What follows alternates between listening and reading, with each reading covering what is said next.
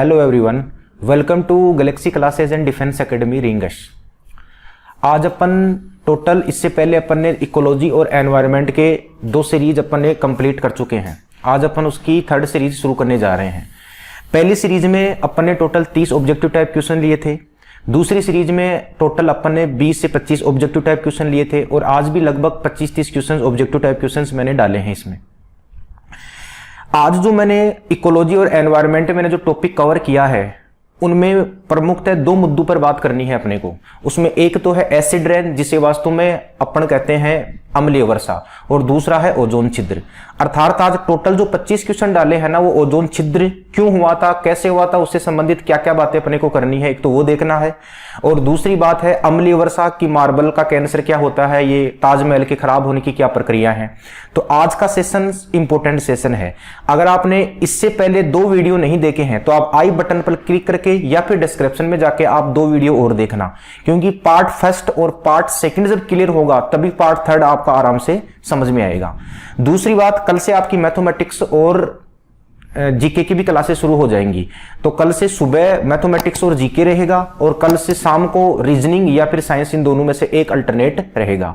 आप लोग ज्यादा से ज्यादा घर पर मेहनत करो, घर पर आप टाइम खराब मत करो कि जैसे मान लो अभी लॉकडाउन है तो क्या पढ़ाई करके क्या करना है। देखो मैं तुम्हें एक चीज बता देता हूं, अभी भारत की अर्थव्यवस्था आपको मालूम है, आप सब ग्रेजुएट हो कि भारत की अर्थव्यवस्था किस तरीके से बिगड़ने वाली है या बिगड़ सकती है। तो उस चीज को मद्देनजर रखते हुए अपने को अपने घर वालों का सपना वास्तव में पूरी तरीके से साकार करना है।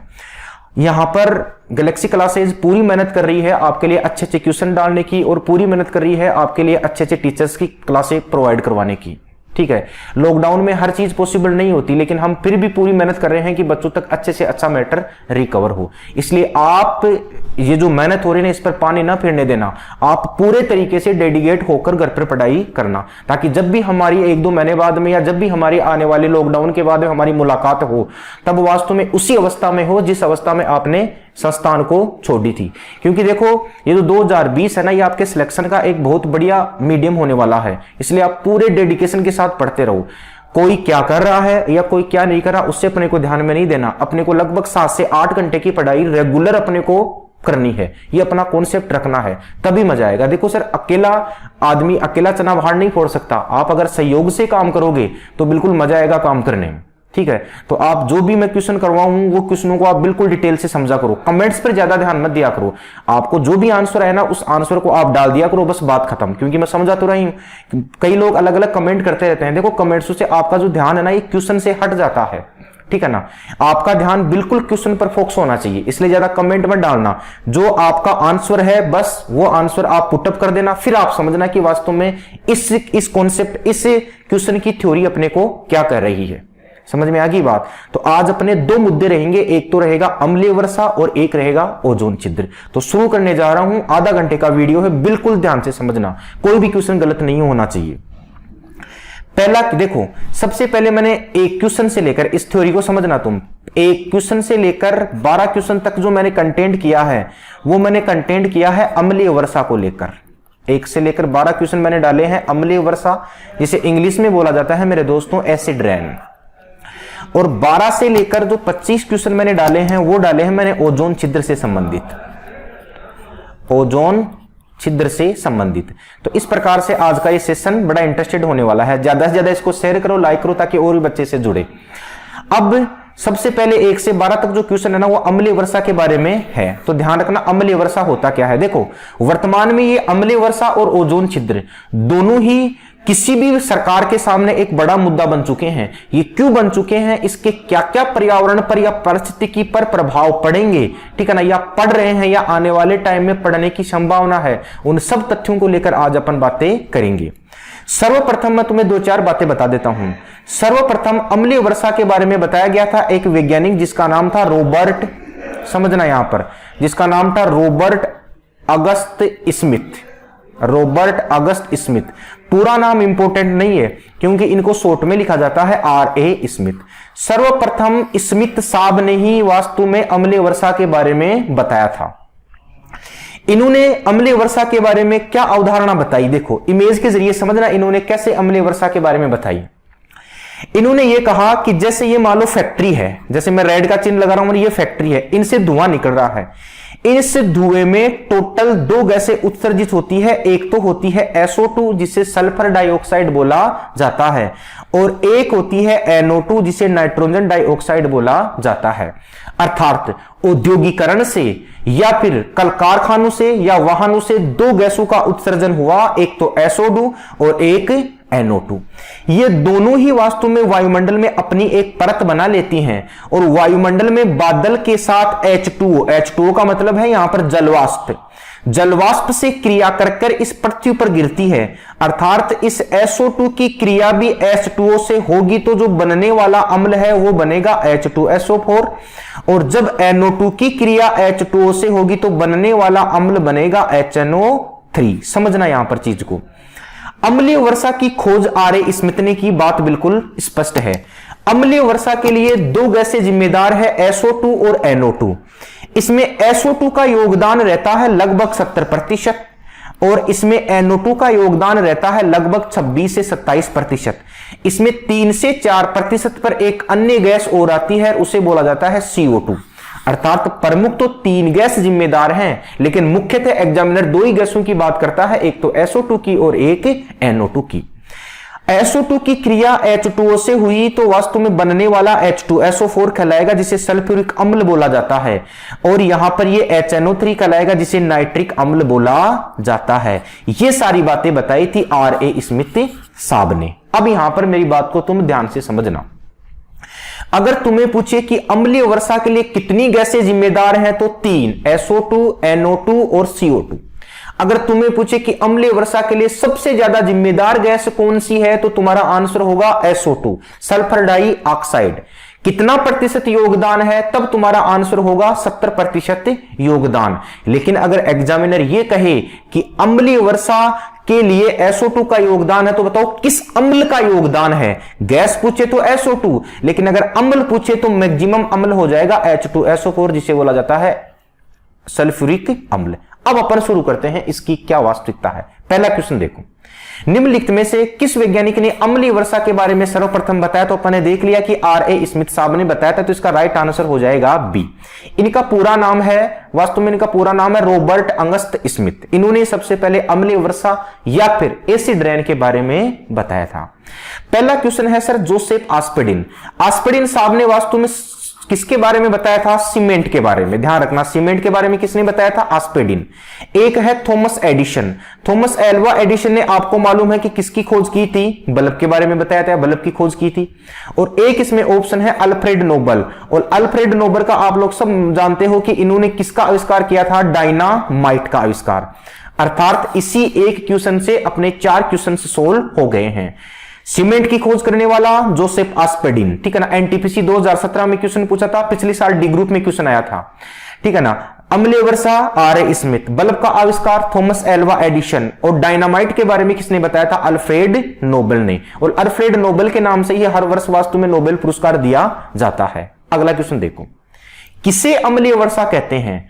ऐसी वर्षा जिसका पीएच मान 4.2 से कम हो, ऐसी वर्षा जिसका पीएच मान 8.6 से कम हो, और ऐसी वर्षा जिसका पीएच मान 5.6 से कम हो। रॉबर्ट अगस्त साहब ने या फिर R.A. स्मिथ साहब ने यह कहा कि ऐसी वर्षा जिसका पीएच मान, ऐसी वर्षा जिसका पीएच मान 5.6 से कम होता है, वही अम्लीय वर्षा है। तो इसका राइट आंसर हो जाएगा सी, अर्थात अम्लीय वर्षा की खोज रॉबर्ट अगस्त या फिर R.A. स्मिथ। अम्लीय वर्षा के लिए कितनी गैसें जिम्मेदार, 3। मैक्सिमम कौन सी, SO2। कितना प्रतिशत योगदान, 70। कितने पीएच मान से कम वाली को अम्लीय वर्षा कहते हैं, 5.6।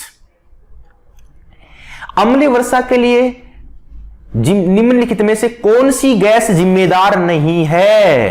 तो 3 गैसें जिम्मेदार हैं, सल्फर डाइऑक्साइड जिम्मेदार है, कार्बन डाइऑक्साइड जिम्मेदार है, नाइट्रोजन डाइऑक्साइड जिम्मेदार है, लेकिन नाइट्रस ऑक्साइड का यहां पर अम्लीय वर्षा में जिम्मेदार नहीं मानी जाती। सर नाइट्रस ऑक्साइड तो एक प्रकार की कौन सी गैस कहलाती है, हास्य गैस।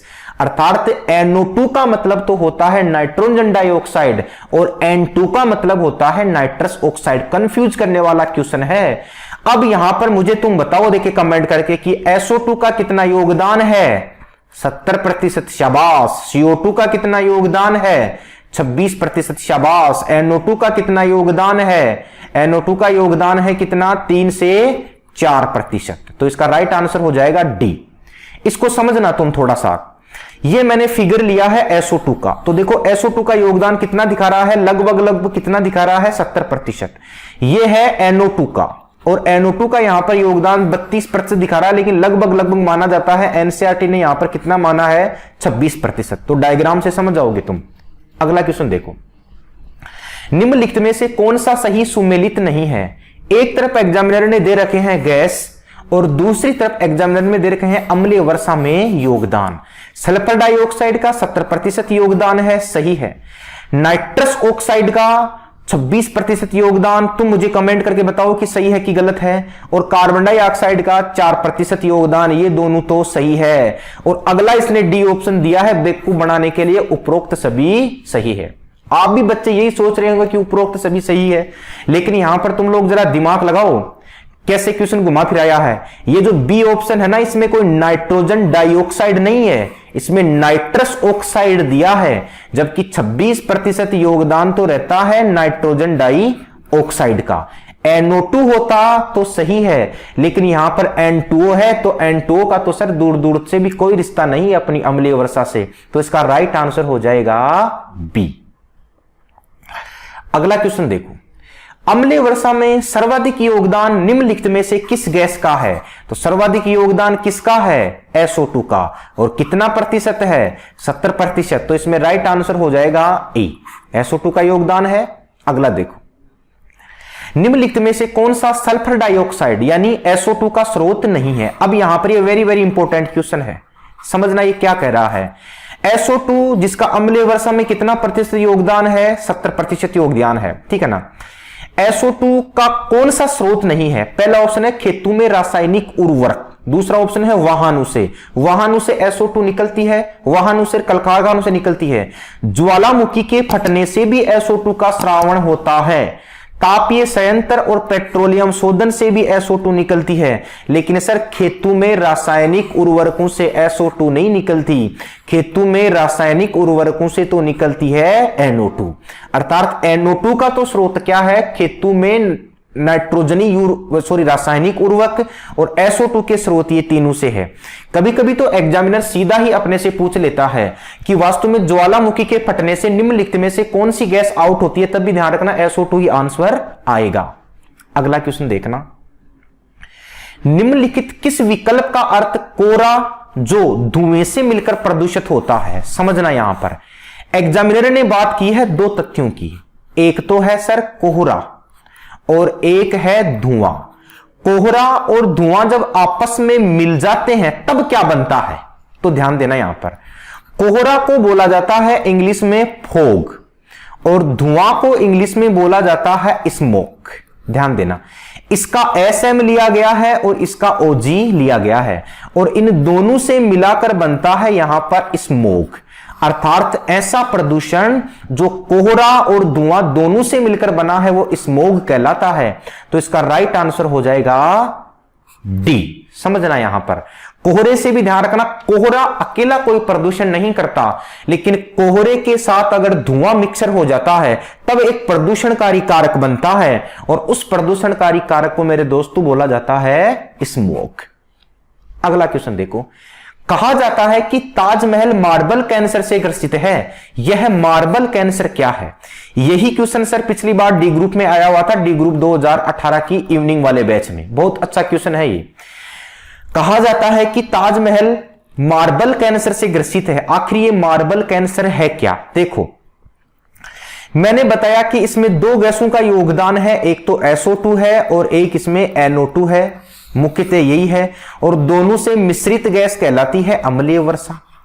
अब ये अम्लीय वर्षा किसी भी इमारत पर जब गिरती है तो किसी भी इमारत पर गिरने से उस इमारत की संगमरमर की क्वालिटी या उस इमारत पर लगे पत्थर की क्वालिटी नष्ट हो जाती है और अम्लीय वर्षा के कारण वास्तव में उस पत्थर की क्वालिटी का नष्ट होना ही यहां पर कहलाता है मार्बल कैंसर।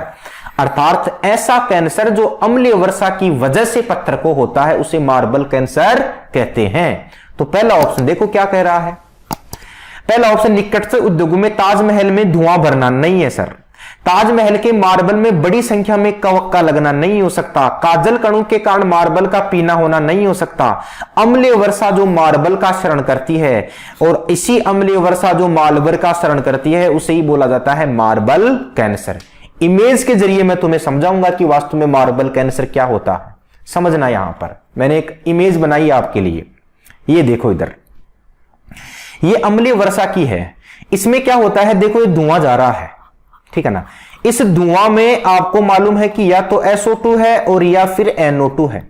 यहां पर बादल है ऊपर, अर्थात यहां पर इस धुआं का एक आवरण बन जाता है और जैसे ही पानी ऊपर से आता है तो पानी के साथ वास्तव में उस पत्थर पर या ताजमहल पर या बड़ी इमारतों पर गिर जाती है और उसी इमारतों पर गिरने को वास्तव में मार्बल कैंसर कहते हैं। यही अम्लीय वर्षा अगर झील में गिर जाए, ध्यान देना यहां पर, ये तो गिर रही है किसमें, वास्तव में ताजमहल पर, तो अपने ताजमहल को मार्बल कैंसर कर दिया। लेकिन अगर किसी झील में गिर जाए ना सर, और झील में गिरने से अगर झील की मछलियां अगर खत्म हो जाए, तब इसी अम्लीय वर्षा को एक और संज्ञा दी गई है, लेक किलर, ठीक है ना। लेक किलर क्वेश्चन पूछा जाता है कि लेक किलर की भी संज्ञा किसे दी गई है, तो अम्लीय वर्षा को। दोबारा समझना एक बार मेरी बात को ध्यान से, अर्थात अम्लीय वर्षा के कारण पत्थर की क्वालिटी का नष्ट होना या मार्बल का शरण करना तो कहलाता है मार्बल कैंसर, और अम्लीय वर्षा के कारण किसी समुद्र में या किसी झील में उपस्थित मछलियों का मरना कहलाता है लेक किलर। लेक का मतलब होता है झील, किलर का मतलब होता है मारने वाला। अगला देखो, निम्नलिखित में से कौन सा दुष्प्रभाव अम्लीय वर्षा से मानव जीवन पर पड़ने वाला नहीं है, बताओ भाई, कमेंट करके बताओ। बहुत अच्छा क्वेश्चन है। जैव विविधता का क्षय होना, तुम बताओ, देखिए एक बार कितने बच्चों का सही आता है, फिर मैं बात करता हूं। अच्छा क्वेश्चन है, चलो अब ध्यान से समझना। हो गए तुम्हारे कमेंट, इधर ध्यान दो, मैं बताता हूं। निम्नलिखित में से कौन सा दुष्प्रभाव अम्लीय वर्षा से मानव जीवन पर पड़ने वाला नहीं है, ध्यान दीजिएगा इधर। जैव विविधता नष्ट होती है, बिल्कुल बात सही है। वातावरण के औसत तापमान में वृद्धि होती है, बिल्कुल बात गलत है सर। क्यों? क्योंकि वातावरण के औसत तापमान में वृद्धि होना को अम्लीय वर्षा या एसिड रेन नहीं बोला जाता सर, उसे तो बोला जाता है ग्लोबल वार्मिंग। तो आंसर तो अपने को मिल गया। झीलों की मछलियां भी मरती है, जिसे अपन ने लेक किलर कहा। ध्यान देना यहां पर, झीलों की मछलियों को मरने को अपन ने क्या कहा था, लेक किलर। और मृदा का पीएच मान कम होने पर उत्पादकता कम होती है, बिल्कुल ये सारे ही सही हैं, तो इसका राइट आंसर हो जाएगा बी। अगला क्वेश्चन देखो, ये देखो इस प्रकार से मैंने बनाया है ये, ठीक है ना। ये एसिड रेन है जिसमें ये तो सल्फ्यूरिक अम्ल है और ये इसमें नाइट्रिक अम्ल है। ये जैसे ही किसी झील पर गिरता है तो ध्यान देना यहां पर, ये झीलों पर मरने से मछलियां भी नष्ट होती है। और जैव विविधता नष्ट कैसे होती है, क्योंकि आपको मालूम है कि इन पत्तियों के बीच में, पेड़ की पत्तियों के बीच में एक वर्णक पाया जाता है और उस वर्णक का नाम है क्लोरोफिल वर्णक। क्या नाम है, क्लोरोफिल वर्णक। तो ये जो अम्लीय वर्षा जब इस पेड़ पर गिरती है ना, तो एक क्लोरोफिल वर्णक भी पूरे तरीके से क्या हो जाता है, नष्ट हो जाता है। तो ध्यान देना यहां पर, पर्णहरित का नष्ट होना भी अम्लीय वर्षा के लिए जिम्मेदार है, इसलिए मैंने इस इमेज के जरिए आपको समझाया है। अगर ये क्लोरोफिल वास्तु में नष्ट हो जाता है ना, तो कोई भी पेड़ पौधे प्रकाश संश्लेषण नहीं कर पाते। ध्यान देना यहां पर, प्रकाश संश्लेषण नहीं कर पाते, और प्रकाश संश्लेषण नहीं कर पाते तो पेड़ पौधों की कमी होती है, जिसे बोला जाता है जैव विविधता का क्षय होना। अगला क्वेश्चन देखो, पर्यावरण में प्रदूषकों की उपस्थिति को पीपीएम का पूर्ण रूप क्या है। ध्यान देना, पीपीएम का पूर्ण रूप पूछा है, कमेंट करके बताओ, देखिए किस बच्चे का सही है। गलत नहीं करोगे कोई। पीपीएम ऑप्शन तुम्हारे सामने है। ए ऑप्शन में बोल देता हूं, पाल्यूलेट परसेंट मैसेंजर, दूसरा पार्टिकल्स पर मोल, तीसरा पार्ट्स पर मिलियन, प्योरिटी पर माइक्रोग्राम। बोलो, अच्छा क्वेश्चन है। पर्यावरण में कोई भी प्रदूषक हो उसके मापने के लिए पीपीएम शब्द का प्रयोग किया जाता है। पीपीएम का अर्थ क्या है? चलो इधर ध्यान देना, कोई भी पर्यावरण का प्रदूषक हो उसको मापा जाता है पीपीएम में, और यहां पर पहले पी का मतलब है पार्ट्स, दूसरे पी का मतलब है पर, और इसमें इसका मतलब है मिलियन। तो इसका सही आंसर हो जाएगा पार्ट्स पर मिलियन, अर्थात पीपीएम का वास्तविक मतलब क्या होता है? पार्ट्स पर मिलियन। जैसे मैं तुम्हें बता देता हूं, जैसे मान लो फ्लोराइड है, समझना यहां पर फ्लोराइड है, फ्लोराइड का यह माना जाता है, WHO ये कहता है कि फ्लोराइड का सुरक्षित स्तर को कितना है, तो अगर किसी भी जल में 1 ppm तक अगर फ्लोराइड है तो वो तो माना जाता है सुरक्षित। लेकिन अगर किसी भी जल में अगर फ्लोराइड की मात्रा ऐसे आएगा, ये फ्लोराइड की मात्रा अगर 5 ppm से ज्यादा हो जाती है तो वो प्रदूषित जल माना जाता है। कोई भी प्रदूषण हो, मैंने फ्लोराइड का एक ऑप्शन लिया है, बाकी हर एक प्रदूषण को पार्ट्स पर मिलियन में ही मापा जाता है। निम्नलिखित में से कौन सी समस्या पर्यावरण संबंधी नहीं है? कमेंट करके बताओगे मुझे। तुम्हारे लाइक क्वेश्चन है, इजी क्वेश्चन है, तुम्हारे सामने अच्छा क्वेश्चन है, मात्र तुम्हें मिल रही है 15 सेकंड। निम्नलिखित में से कौन सी समस्या पर्यावरण संबंधी नहीं है? वन रोपण, अम्लीय वर्षा, भोजन का आनुवांशिक संशोधन, जैव विविधता की हानि। देखो इधर, अब इधर समझो कॉन्सेप्ट को, क्वेश्चन क्या कह रहा है। देखो पर्यावरण संबंधी नहीं है, पर्यावरण संबंधी अम्लीय वर्षा तो है ही, जैव विविधता भी है। अब 2 ऑप्शन पे चर्चा करते हैं। यहां पर देखो पकड़ में आ रहा है वन रोपण, ठीक है ना, ध्यान रखना वन रोपण का मतलब होता है वृक्षों को लगाना। तो वृक्षों को लगाना क्या पर्यावरण संबंधी समस्या है? क्या नहीं है, तो पकड़ में आ गया ना ये, ठीक है ना। ये वनोन्मूलन नहीं है। वनोन्मूलन का मतलब क्या होता है? वनोन्मूलन का मतलब होता है पारिस्थितिकी तंत्र से पेड़ पौधों को उखाड़ना या पेड़ पौधों की मात्रा कम होना, और वनारोपण होता है इन पेड़ों की संख्या को बढ़ाना, ठीक है ना। देखो तीसरा ऑप्शन क्या है समझना, भोजन का आनुवांशिक संशोधन, बिल्कुल सही है, यह भी वास्तव में पर्यावरण संबंधी संशोधन है। सल्फर डाइऑक्साइड का प्रदूषण निम्नलिखित में से किसके अत्यधिक वृद्धि होने का सूचक है? कमेंट करके बताओ। सल्फर डाइऑक्साइड, वही बात है SO2। मैंने कल भी तुम्हें, कल पार्ट 2 में मैंने एक क्वेश्चन डाला था, उससे संबंधित मैंने तुम्हें चीज ही बताई थी, ध्यान देना। मैंने तुम्हें यह भी बताया था कि जहां पर SO2 का प्रदूषण है वहां पर लाइकेन वृद्धि नहीं करता, अर्थात अगर लाइकेन है तो इसका मतलब वहां पर किसी भी प्रकार का कोई भी प्रदूषण नहीं है। तो इसका राइट आंसर हो जाएगा लाइकेन। अब तुम मुझे बताओ कि लाइकेन किस किस के बीच में सहजीवी संबंध है? लाइकेन किस किस के बीच में सहजीवी संबंध है? कल मैंने तुम्हें क्वेश्चन कराया था, कमेंट करके बताना, देखूंगा मैं किस बच्चे का सही है किस बच्चे का गलत है। लाइकेन किस किस के बीच में सहजीवी संबंध है बताओ। मैं बता देता हूं, लाइकेन किस किस के बीच में सहजीवी संबंध है? कवक प्लस शैवाल। कवक प्लस शैवाल के सहजीवी संबंध को क्या कहते हैं? लाइकेन। अगला क्वेश्चन देखो, ये 12 तक जो क्वेश्चन मैंने लिए हैं वो लिए हैं मैंने अम्लीय वर्षा के, जिसमें अपने को समझ में आ गया कि रॉबर्ट अगस्त या S.A. स्मिथ साहब ने इसके बाद इसकी खोज की थी। ऐसी वर्षा जिसका pH मान 5.6 से कम हो वो अम्लीय वर्षा है। 3 गैसें जिम्मेदार हैं। मुख्यतः किस गैस का योगदान है? SO2 का। कितना योगदान है? 70%। इससे 3 प्रभाव सामने आए हैं। एक तो मार्बल कैंसर जो ताजमहल से संबंधित है, एक लेक किलर जिससे ये जो मछलियां हैं वो नष्ट हो जाती है, और एक पर्णहरित नष्ट हो जाता है जिससे जैव विविधता की हानि हो जाती है। अब अपन शुरू करते हैं ओजोन परत या ओजोन छिद्र से संबंधित। ध्यान देना, बहुत बढ़िया क्वेश्चन है।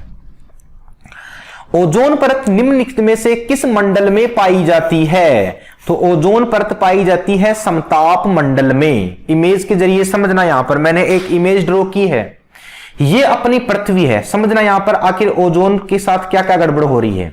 ये अपनी पृथ्वी है, ध्यान देना।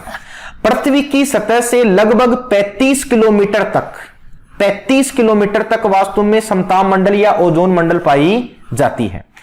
अब ये क्या करती है, यहां पर ये जो ओजोन परत, ये ओजोन परत है, और सूर्य से आने वाली जो पैराबैंगनी या अल्ट्रावायलेट किरणें हैं इनको यह पृथ्वी पर नहीं आने देती। तो इसका सबसे बड़ा फायदा यही है कि पैराबैंगनी किरणों से पृथ्वी की यह रक्षा करती है। तो अब इससे संबंधित अपन क्वेश्चन करते हैं।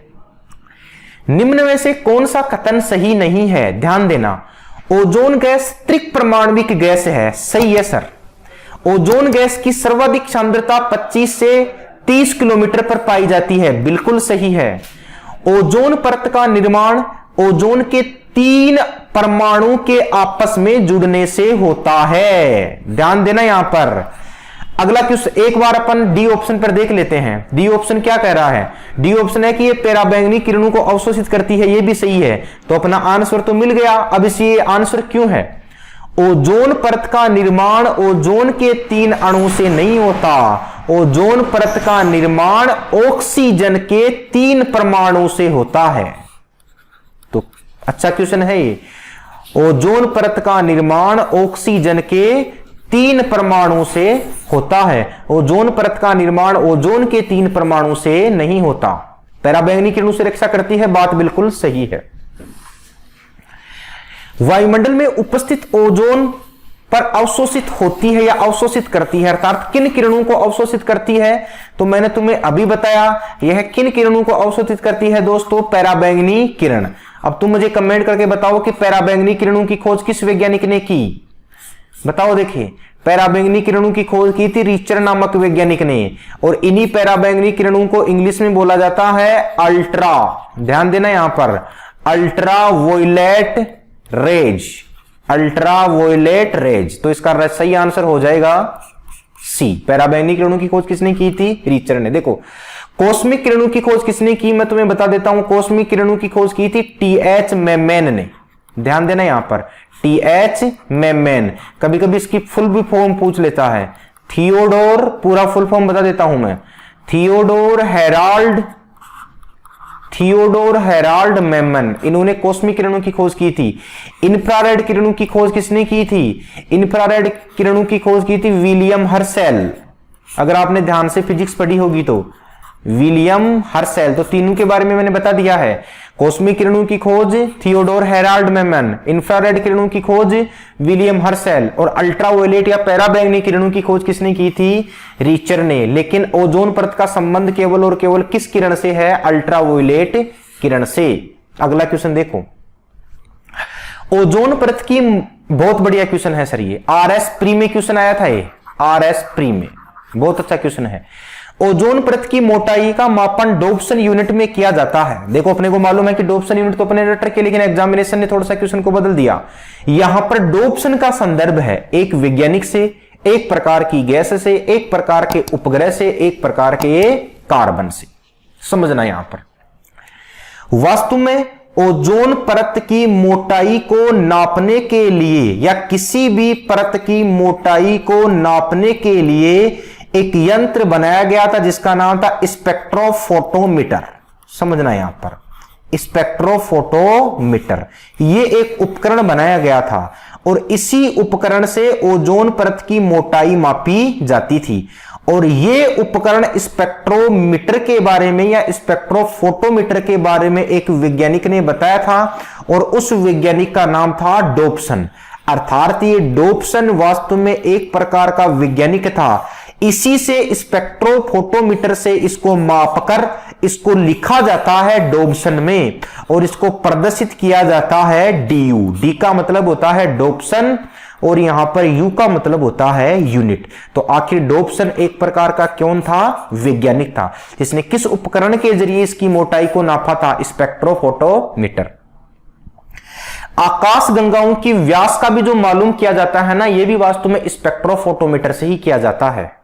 अगला क्वेश्चन देखो, ओजोन छिद्र की खोज कब व किसने की? कमेंट करके बताओ। देखिए, ओजोन छिद्र की खोज कब व किसने की? ओजोन छिद्र की खोज की गई थी 1985 में, और किसने की थी? जोसेफ फरमेन ने। ये इसका राइट आंसर हो जाएगा। बातचीत करते हैं अपन बी और सी ऑप्शन के वैज्ञानिकों पर। बी ऑप्शन में है चार्ल्स फेब्री और सी ऑप्शन में है हेनरी बुशन। इन दोनों ने मिलकर मेरे दोस्तों वास्तव में किसकी खोज की थी? ओजोन परत की खोज।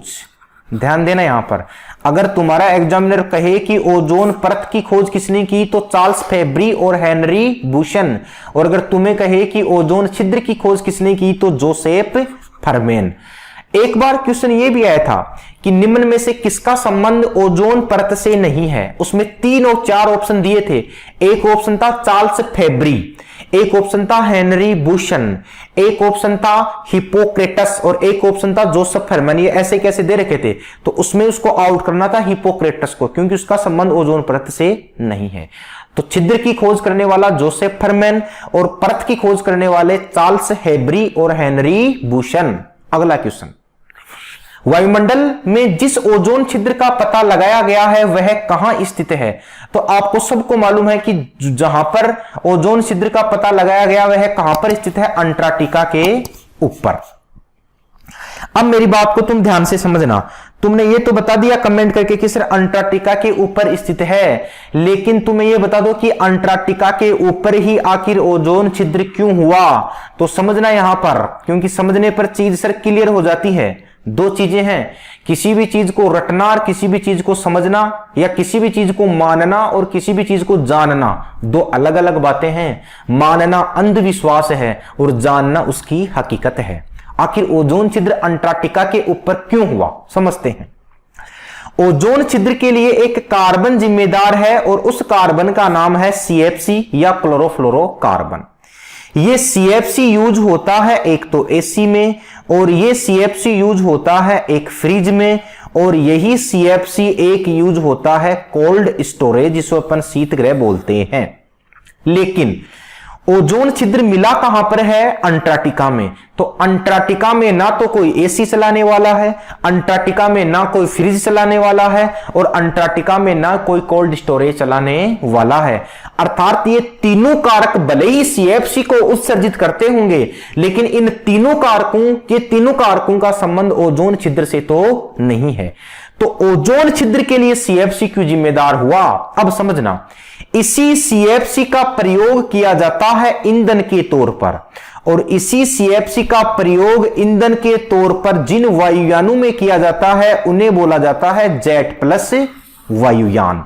अर्थात जेट प्लस वायुयानों में ईंधन के तौर पर क्लोरोफ्लोरोकार्बन को भरा जाता है, और इस जेट प्लस वायुयानों का परीक्षण जो है, इन जेट प्लस वायुयानों का परीक्षण जो है, यह परीक्षण किया जाता है अंटार्कटिका के ऊपर, और इसी वजह से सर्वप्रथम ओजोन छिद्र अंटार्कटिका के ऊपर ही अपने को मिला था। अर्थात ओजोन छिद्र के लिए वो CFC जिम्मेदार नहीं है जो AC में, फ्रिज में और कोल्ड स्टोरेज में भरा जाता है। ओजोन छिद्र के लिए वो CFC जिम्मेदार है जो जेट प्लस वायुयानों में ईंधन के तौर पर भरा जाता है, और उनका परीक्षण वास्तव में अंटार्कटिका के ऊपर किया जाता है। अगला क्वेश्चन, ओजोन का रासायनिक सूत्र है। ओजोन सर ऑक्सीजन के 3 अणुओं से मिलकर बना होता है, तो इसका रासायनिक सूत्र हो जाता है O3। और ध्यान रखना इसमें किसके अणु मिलते हैं, ऑक्सीजन की। अगला क्वेश्चन, निम्न में से कौन सा सही सुमेलित नहीं है। अच्छा क्वेश्चन है, इसको ध्यान से समझना कॉन्सेप्ट को। ओजोन परत को लेकर बैठक 1986 वियना सम्मेलन, ध्यान देना। ओजोन परत की खोज 1985 अंटार्कटिका, ये तो अपन ने देख लिया था। ओजोन छिद्र के लिए जिम्मेदार कारक, ठीक है ना, CFC, ये भी बात सही है। अर्थात B और C तो सही सुमेलित हैं, तो अपन A और D में चेक करते हैं। मैं तुम्हें बता देता हूं कुछ कहानी ओजोन परत की, सुनना। पहली चीज समझना, यहां पर एक तो तुम्हें पूछा जाता है कि ओजोन परत की खोज कब हुई। ओजोन परत की खोज हुई थी 1985 में, और जो वैज्ञानिक था उस वैज्ञानिक का नाम था जोसेफ फरमेन, जो मैंने तुम्हें बता दिया, और अंटार्कटिका पे खोज हुई थी। दूसरी बातचीत है, ओजोन परत को लेकर बैठक किसके 1 साल बाद में हुई थी, और उस बैठक हुई थी 1986 में, और उस बैठक या उस सम्मेलन को बोला जाता है वियना सम्मेलन। समझना यहां पर, अर्थात खोजा गया था 1985, बैठक हुई 1986। अब तीसरी बातचीत और समझना तुम, ओजोन जो है ना, बैठक खोज होगी, बैठक हुई। अब इस बैठक में इनको यह निष्कर्ष मिला कि वास्तव में इसके लिए कौन जिम्मेदार है, CFC। तो तीसरा नंबर बात सीएफसी को लेकर, ध्यान देना यहां पर, सीएफसी को लेकर बैठक हुई थी इसके एक साल बाद में। तो इसका एक साल मतलब कब हुई थी? 1987 में। ध्यान देना यहां पर अलग अलग बातें हैं, ये काट के लिख देता हूं मैं, एक मिनट, थोड़ा सा।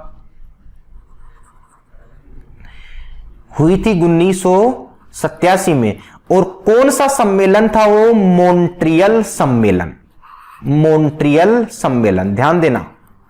खोज 1985 जोसेफ फरमैन, बैठक 1986 वियना सम्मेलन। वियना ध्यान रखना ऑस्ट्रिया की राजधानी है, ये वियना ऑस्ट्रिया की राजधानी है।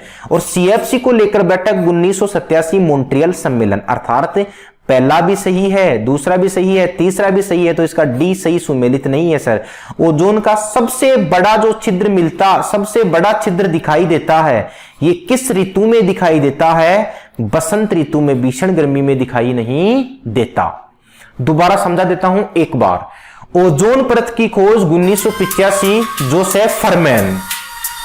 ओजोन परत को लेकर बैठक हुई 1986 वियना सम्मेलन ऑस्ट्रिया। सीएफसी को लेकर बैठक हुई 1987 मॉन्ट्रियल सम्मेलन। अगली बातचीत देखो, ओजोन परत के लिए क्लोरोफ्लोरोकार्बन, ओजोन परत के लिए क्लोरोफ्लोरोकार्बन के लिए क्लोरोफ्लोरोकार्बन को उत्तरदायी ठहराया गया। निम्न में से कौन सा सम्मेलन आखिर सीएफसी पर पूर्णतया प्रतिबंध लगाता है? अर्थात ओजोन परत को लेकर बैठक तो मैंने तुम्हें बता दी, और सीएफसी पर पूर्णतः प्रतिबंध लगाने वाला कौन है? मॉन्ट्रियल सम्मेलन कनाडा में हुआ था। और यह मॉन्ट्रियल सम्मेलन कब हुआ था? 1987 में। बात समझ में आ गई? यहां पर क्वेश्चन क्लियर हो गया है। क्वाटो सम्मेलन, तुम मुझे कमेंट करके बताओ क्वाटो सम्मेलन का संबंध किससे है? मैंने तुम्हें कल या परसों के लेक्चर में बताया है क्वाटो सम्मेलन। क्वाटो सम्मेलन हुआ था CO2 को लेकर बैठक, और कब हुई थी? 1987 में। और कहां पर हुई थी? जापान में। स्टॉकहोम सम्मेलन आपको मालूम है कि पर्यावरण सम्मेलन हुआ था स्वीडन में। अगला क्वेश्चन, वातावरण में क्लोरोफ्लोरोकार्बन उत्सर्जन पर प्रतिबंध लगाने वाला प्रथम प्रोटोकॉल कौन सा है? वही क्वेश्चन दोबारा रिपीट हुआ है सर, मॉन्ट्रियल सम्मेलन। ध्यान देना, मॉन्ट्रियल सम्मेलन 1987, ये बात यहां पर क्लियर होगी। ध्यान देना, में कौन सा बड़ा फैसला लिया गया था? ध्यान देना यहां पर पहला ऑप्शन, विकसित देश 2000 तक पूरे तरह से सीएफसी उत्पादन पर प्रतिबंध लगाएंगे। विकसित देश 2010 तक सीएफसी पर प्रतिबंध लगाएंगे। विकासशील देश 2000 तक पूर्णतः सीएफसी पर प्रतिबंध लगाएंगे। देखो, मॉन्ट्रियल सम्मेलन हुआ तो 1987 में था, और ये कहां पर हुआ था? कनाडा में। इसमें यह फैसला लिया गया कि वास्तव में 2000 तक समस्त विकसित देश, 2000 तक समस्त विकसित देश सीएफसी पर प्रतिबंध लगाने के लिए पाबंद रहेंगे। तो इसका राइट आंसर हो जाएगा ए। ठीक है ना? तो ये अपन ने दो टॉपिक से संबंधित आज अपन ने कवर किया था। एक टॉपिक था अपना एसिड रेन, ठीक है ना, जिसे बोला जाता है अम्लीय वर्षा, और एक टॉपिक था अपना ओजोन छिद्र। टोटल अपन ने 24-25 क्वेश्चन लिए थे इन दोनों से संबंधित। सारे ही क्वेश्चन मैंने एनसीईआरटी की किताब से बनाए थे, तो सारे ही क्वेश्चनों में किसी भी प्रकार की कोई गलती होने की संभावना नहीं है। ठीक है ना? इसकी पीडीएफ मैंने डिस्क्रिप्शन पे दे दी है। पीडीएफ में मैं आंसर नहीं देता, क्योंकि अगर मैं तुम्हें आंसर दे दूंगा तो तुम वीडियो को देखोगे नहीं और समझोगे नहीं कि वास्तव में किस कॉन्सेप्ट को लेकर टीचर बात कर रहा है। इसलिए मैं तुम्हें कभी भी पीडीएफ में मेरे आंसर नहीं दूंगा। वो तुम खुद एक बार इस वीडियो को देखो और फिर मन से उसको तुम खुद भरो, ताकि तुम्हारी पूरी कॉन्सेप्ट क्लियर हो जाए। अच्छा लगा तो शेयर करो, लाइक करो, ज्यादा से ज्यादा सब्सक्राइब करो। आप सबका सहयोग हमें चाहिए। ठीक है ना? Okay, God bless you.